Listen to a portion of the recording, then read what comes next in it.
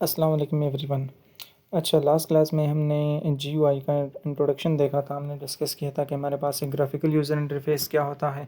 फिर हम स्विंग की लाइब्रेरी को यूज़ करते हुए डिफरेंट स्क्रीन्स या फ्रेम्स हम कैसे क्रिएट करते हैं। वहाँ पर हम different components like text field या बटन्स कैसे ऐड करते हैं या लेबल्स कैसे ऐड करते हैं। ठीक है, आज हम देखेंगे कि इसके लिए हमारे पास डिफरेंट बेसिकली लेआउट्स होते हैं, तो उसको बेसिकली कहा जाता है layout manager.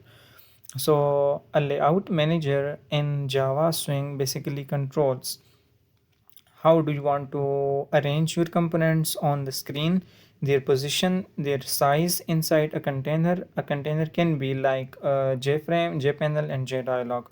So instead of manually placing components, layout manager automatically organize them. It basically means that कि जब भी हम कोई लेआउट डिज़ाइन करते हैं, आपने देखा होगा कि डिफरेंट वेबसाइट्स होती हैं। हर एक वेबसाइट का लेआउट डिफरेंट होता है। डिफरेंट एप्लीकेशंस होती हैं हमारे पास, उनका लेआउट डिफरेंट होता है। ठीक है, कहीं पे horizontally let's say components place किए हुए होते हैं, कहीं पे वर्टिकल होते हैं, कहीं पे लेट्स से मैक्स्ड अप होते हैं। सो डिफरेंट हमारे पास लेआउट्स होते हैं। सो जो हमारे पास लेआउट मैनेजर है वो इन तमाम बेसिकली लेआउट्स को कंट्रोल कर रहा होता है। अब हम अगर बात करें कि हमारे पास लेआउट मैनेजर क्यों इम्पोर्टेंट है, लाइक अभी जब मैं आपको एक एग्जांपल करवाऊंगा आपको उससे भी ज़्यादा समझ आ जाएगी कि why it is basically important. So without layout manager components में ओवरलैप, राइट, मैं आपको अभी बताऊंगा भी। देन जीयूआई में look bed on different screen sizes, window resizing becomes difficult. So layout manager makes basically GUI flexible, organized and responsive. आपने देखा होगा कि अगर आप कोई वेबसाइट, लाइक मैं आपको एक एग्जांपल दे रहा हूँ, आपने कोई भी वेबसाइट अगर आप विज़िट करें, सो अगर आप उसको लैपटॉप के ऊपर विज़िट करें, आपको उसका जो स्क्रीन साइज़, जो कंपोनेंट्स हैं, उनका लेआउट डिफरेंट नज़र आता है। लेकिन सेम वेबसाइट को अगर आप टैबलेट के ऊपर विज़िट करें, सो आपको जो उनका लेआउट है सेम वेबसाइट होगी, आपको उसका लेआउट डिफरेंट नज़र आएगा। सिमिलरली उसके बाद उसी सेम वेबसाइट को आप स्मार्टफोन पे विज़िट करें, सो आपको उसका जो लेआउट है, स्क्रीन की जो अरेंजमेंट्स हैं, जो कंपोनेंट्स हैं, वो फिर डिफरेंट फॉर्म में नज़र आते हैं। वो उसको बेसिकली कहा जाता है कि स्क्रीन आपके पास रिस्पॉन्सिव होती है। So according to the type of the device वो ख़ुद को एडजस्ट कर रही होती है। अब ये जो एडजस्टमेंट्स होती हैं, इसके लिए हम ये लेआउट मैनेजर्स यूज़ करते हैं। और अब अगर हम बात करें, हमारे पास different basically kinds of layout managers हैं। So it basically depends on our need कि हमें कौन सा लेआउट मैनेजर यूज़ करना है। So the first one is flow layout, then border layout, grid layout, fourth one is card layout and the fifth one is box layout. So one by one हम इन तमाम layout को study करेंगे। So let's start with the flow layout. So flow layout basically arrange the components from left to right like words in a sentence. So इसकी अगर मैं आपको यहाँ पर एग्जांपल दूँ, सो यहाँ पर अगर आप स्क्रीन को सबसे पहले देखें, ये आपके पास आप समझ लें कि इसमें एक छोटा सा एक फॉर्म है। सो जिसमें हम बेसिकली डिस्प्ले करवा रहे हैं फर्स्ट नेम, और यहाँ पर एक टेक्स्ट फील्ड है। Then let's say MI again एक लेबल है, और इसके बाद एक चेक बॉक्स है। देन लास्ट नेम है, और उसके बाद एक टेक्स्ट फील्ड है। अगर आप देखें, जो यहाँ पर हम फ्लो लेआउट अगर यूज़ करें, इस एग्जांपल में फ्लो लेआउट को यूज़ किया गया है। सो फ्लो लेआउट ये होता है कि अकॉर्डिंग टू द स्क्रीन, कि लेट्स से अगर आपके पास स्क्रीन का साइज़ इतना है, सो फर्स्ट रो जो ही कंप्लीट हो, उसके बाद जितने भी आपके कंपोनेंट्स होंगे वो नेक्स्ट लाइन के ऊपर शो होंगे। ठीक है, जिस तरह हम एक सेंटेंस लिख लेते हैं, वो एंड हो जाए, सो हम नेक्स्ट सेंटेंस जो है नेक्स्ट लाइन के ऊपर लिखते हैं। इसी तरह ये सेम कॉन्सेप्ट यहाँ पर यूज़ होता है। So for example when the space ends components move to the next line, so it is the default layout of J panel. So by default ये लेआउट यूज़ होता है। आप यहाँ पर भी देख सकते हैं, देखें ये स्क्रीन का साइज़ थोड़ा सा ज़्यादा है। ठीक है, ये आपके पास थोड़ा सा बड़ा है screen size as compare to this one. So यहाँ पर अगर आप अब कंपोनेंट्स को देखें, so first name, then text field, then label, MI and check box आपके पास देखें प्रीवियस में यहाँ पर शो हो रहा था, और इस केस में क्योंकि स्क्रीन साइज़ ज़्यादा है, सो ये ऑटोमेटिकली यहाँ पर आ जाएगा। अभी मैं आपको प्रैक्टिकली शो भी करवाऊँगा। अब इस तरह जब हम लेआउट मैनेजर्स को यूज़ करते हैं, सो हमारे जो कंपोनेंट्स होते हैं, लाइक वो किसी फॉर्म के अंदर हो सकते हैं, वो किसी कोई भी स्क्रीन हो सकती है, वहाँ पर आप कंपोनेंट्स को इसी तरह प्रॉपर मैनेज कर सकते हैं और आपको रिस्पॉन्सिवनेस का कोई भी इशू नहीं आएगा। सो इसको आप basically this is called responsiveness, कि जो भी डिवाइस आप यूज़ कर रहे हो या यूज़र यूज़ कर रहा हो अकॉर्डिंग टू दैट डिवाइस, आपकी जो स्क्रीन में जो कंपोनेंट्स शो रहे हों वो खुद ही ऑटोमेटिकली एडजस्ट हो जाए। तो उसके लिए हम यूज़ कर सकते हैं the first one is flow layout. But ये हमारे बेसिकली रिक्वायरमेंट के ऊपर डिपेंड करता है कि हमें कौन सा लेआउट यूज़ करना होगा। सो जब हम डिफरेंट लेआउट्स पढ़ लेंगे आपको फिर आइडिया होगा कि अकॉर्डिंग टू योर रिक्वायरमेंट आपने कौन सा लेआउट फॉलो करना है। देन अगर हम इसकी फीचर्स की बात करें, so it is basically easy to use, the components stay in the natural size and automatically adjust positions. अभी मैं आपको प्रैक्टिकली शो भी करवाऊंगा। इसके लिए हमारे पास जो फ्लो लेआउट को हम पढ़ रहे हैं, सो इसके लिए हमारे पास ना एक कंप्लीट एक क्लास अवेलेबल है, ठीक है, जावा के अंदर, जिसका नाम है बेसिकली फ्लो लेआउट।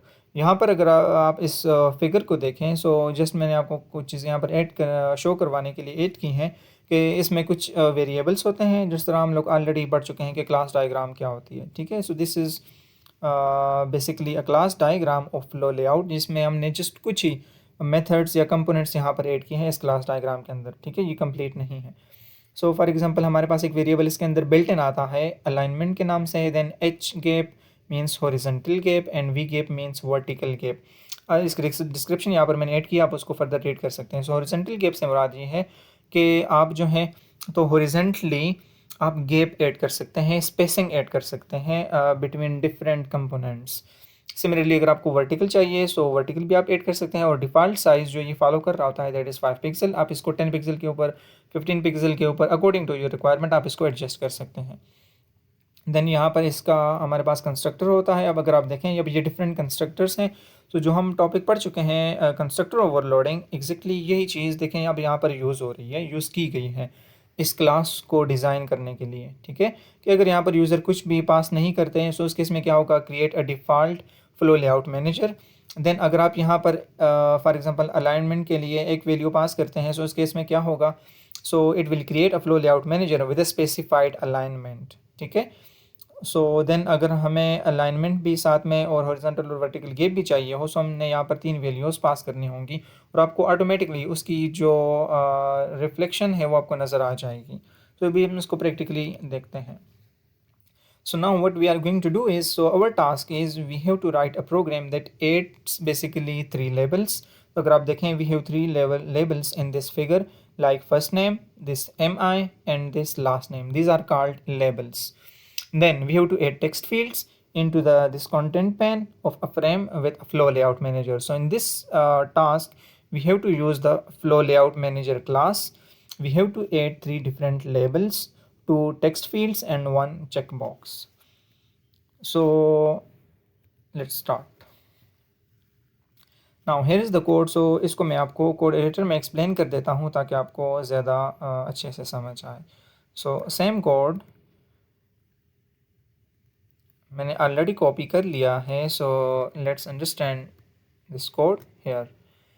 हमने सबसे पहले जो हम नॉर्मली करते आ रहे हैं, हमने क्लास क्रिएट की, ठीक है, क्लास बनाई गई है शो फ्लो लेआउट के नाम से, और आप यहाँ पर भी दे सकते हैं। सो इसका नेम हमारे पास ये है बिकॉज मेन फंक्शन इसी के अंदर है। So the file name and this class name must be same.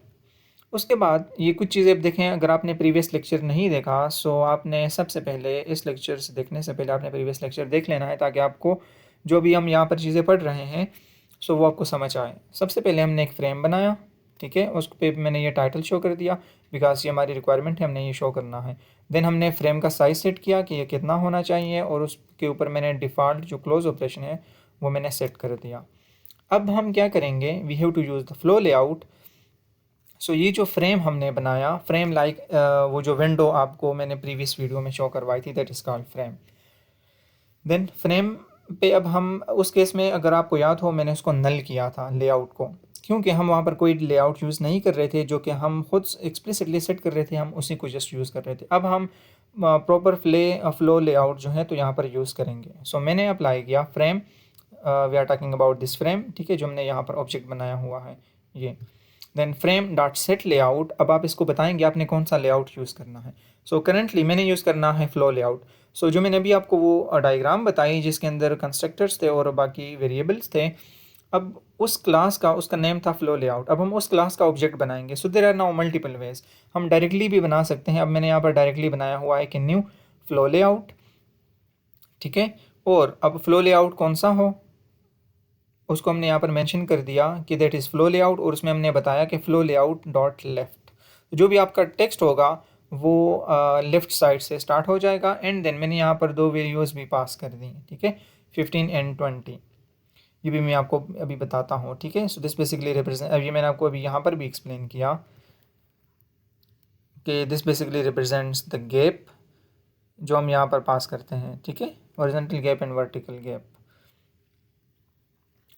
Okay, so अब हमने वहाँ पर आपने देखा होगा कि जो मैंने आपको टास्क अभी बताया जिसको अभी हम डिज़ाइन करने लगे हैं, यहाँ पर सबसे पहले फ़र्स्ट नेम का लेबल शो हो रहा है। सो हमने वो लेबल सबसे पहले क्रिएट करना है। सो ये हम ऑलरेडी देख चुके हैं। मैंने जे लेबल की क्लास का ऑब्जेक्ट बनाया फर्स्ट नेम लेबल के साथ, उसमें मैंने टेक्स्ट पास कर दिया which is our label text, ठीक है, जो कि हम वहाँ पर शो करवाना चाह रहे हैं। So that is first name, और यहाँ पर भी हमारे पास फर्स्ट नेम है, आप देख सकते हैं। ओके, सो ये जस्ट हमने लेबल बेसिकली क्रिएट किया, आप कह सकते हैं। देन हमें टेक्स्ट फील्ड भी चाहिए ताकि वहाँ पर यूज़र जो है अपना नेम एंटर कर सकें। सो मैंने उसके लिए अब टेक्स्ट फील्ड, जे टेक्स्ट फील्ड क्लास का ऑब्जेक्ट बनाया फर्स्ट नेम फील्ड के नाम से, एंड देन मैंने यहाँ पर 12 पास किया। सो दिस मीन्स दैट इसके जो साइज़ है, जो इसके विड्थ है, ठीक है, वो उसका साइज़ 12 है। देन हमने एक और लेबल बनाया क्योंकि वहाँ पर MI शो हो रहा था, सो मैंने उसको नाम दे दिया MI लेबल, और यहाँ पर आपको MI टेक्स्ट विजिबल होगा। देन हमें एक चेक बॉक्स चाहिए। अभी मैं आपको ये सारी चीज़ें बताता हूँ कि ये यूज़र इंटरफेस में कैसे विजिबल होती हैं और ये क्या होती हैं एक्चुअली। सो हमने एक चेक बॉक्स, जे चेक बॉक्स के नाम से हमारे पास क्लास है चेक बॉक्स के लिए, हमने उसका ऑब्जेक्ट बनाया। देन लास्ट नेम जो यहाँ पर हमारे पास है, ठीक है, जो ये वाला है लेबल लास्ट नेम।